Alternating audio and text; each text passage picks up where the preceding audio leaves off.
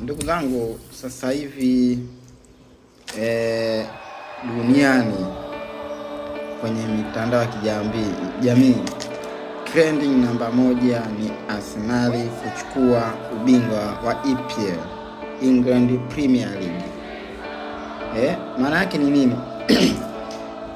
Maana yake si kuimba tu kwamba Arsenal amechukua ubingwa, lakini inatakiwa linapotokea jambo ambalo lina trendi, basi kaa chini ufanye reasoning ili kujifunze kutokana na hilo jambo hilo, ili kuwaje hawakupata ubingwa miaka yote hiyo. Walichukua hatua gani? Hiyo inatufundisha hata kwenye maisha yetu. Kwa hiyo sasa hivi kinachotakiwa na wewe hapo ulipo, unatakiwa ujifunze sasa ilikuwaje mpaka Arsenal alikuwa hachukui ubingwa na mpaka leo hii 2026 amechukua ubingwa. Kuna kitu kinaitwa consistent.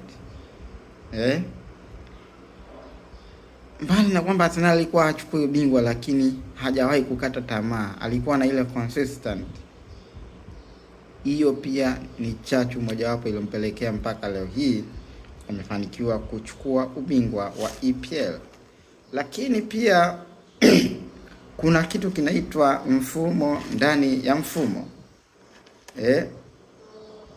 Kitendo cha Arsenal kumweka Mikel Arteta ni kwamba wametengeneza mfumo ndani ya mfumo. Mikel Arteta alikuwa kocha ambaye alishawahi kuwa mchezaji. Kwa hiyo anafahamu mifumo yote ya Arsenal, lakini pia ana uchungu ndani ya Arsenal.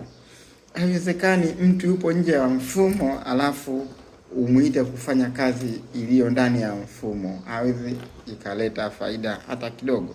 Tunapozungumzia mfumo, hata unapotaka kufanya biashara, hebu angalia biashara ambayo ipo kwenye mfumo wako. Haiwezekani wewe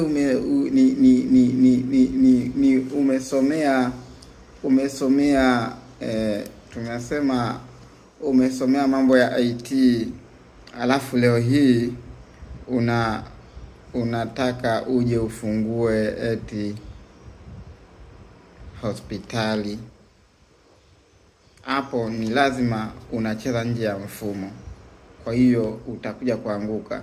Haiwezekani umesomea mambo ya engineering alafu unataka kuja kuwa bwana shamba, unataka kuja kuwa mkulima hodari. Hapo mfumo utakutupa. Kwa hiyo unapofanya vitu, fanya kitu ambacho kipo kwenye mfumo wako. Sisemi ni wote wanaanguka na kufanya vitu ambavyo vipo nje ya mfumo, lakini mara nyingi walio wengi hufeli. Kwa hiyo kitendo cha Arsenal kumchukua Mikel Arteta, tayari anajua mifumo yote ya ile club, na ndio maana leo hii imekuja kuwaletea mafanikio. Kingine, nidhamu. Mikel Arteta alivyoingia pale aliamua isolate wale ambao wote hawana nidhamu. Akahitaji kukaa na vijana wenye nidhamu, akahitaji kukaa na watu ambao watamuelewa akiongea jambo, kutokana na hayupo machuadi.